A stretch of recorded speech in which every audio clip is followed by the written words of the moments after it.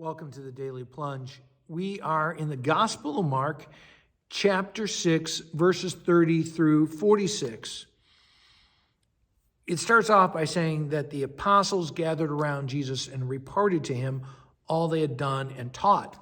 Now, what is this about? Well, you go back to verses 12 and 13. We remember that Jesus sent the 12 on a mission, telling them to go preach the kingdom of God had come, and he gave them authority to heal the sick and cast out demons, which is what happened, which drove Herod over the edge.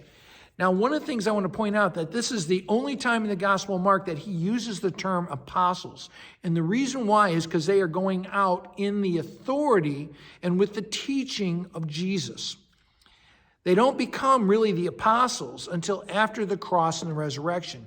Matthew only uses the term once also, and that is at their calling, and he says they will later be known as the apostles. Luke uses it 6 times, but in all fairness, he also wrote a book called The Acts of the Apostles. Again, the point being, it's not until after the resurrection that they take on this role. Now, as the apostles gather around Jesus, he says, come, let's get away. Let's spend time talking about this and praying. But they can't find any peace because people are running, literally running from all the towns and villages to be with Jesus. And they're out in a deserted, lonely place. And Jesus has compassion on them. And because he says they're like sheep without a shepherd. They are a people without a king. And we know they don't have Herod, right? Shepherd was another term for a king. And they don't have Herod. Jesus is their messianic king. The disciples say, you need to do something about these folks. Send them away. Make them go find a grocery store. And Jesus says, well, why don't you feed them?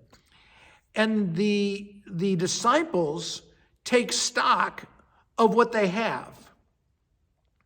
And they say, we don't have enough.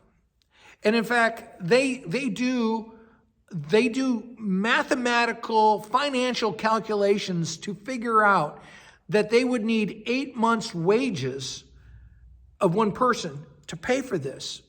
And the question is, are we to spend that much? Now, I want you to think about that question.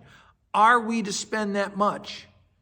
You know, one way of reading that is that they might have had that much money to spend, and they're wondering if it's a good expenditure. Is it a proper investment, you might say? I think that churches are always struggling with this question. Are we to spend this much? And it's a challenge. We're called to be good stewards. But then again, this money isn't for us. It's for the kingdom. Jesus asks them what they have. They provides a few loaves and fishes. He has everyone sit down. He gives thanks to God the Father. As he prays, he breaks the fish. And as the food is distributed amongst the groups of 50s and 100s, somehow everyone is fed, much to the dismay of all the Lutheran mothers there, right? And in fact, there are 12 basketfuls of leftovers collected. And so after this, he goes away to pray again, to thank God for the miracle he had seen.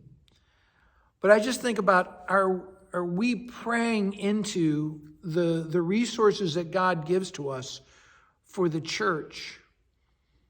It's not for our congregations. It's not just for the people in the pews. It's for God's kingdom and to have compassion on people around us who are without a shepherd. Well, thanks, my friends. Have a blessed day.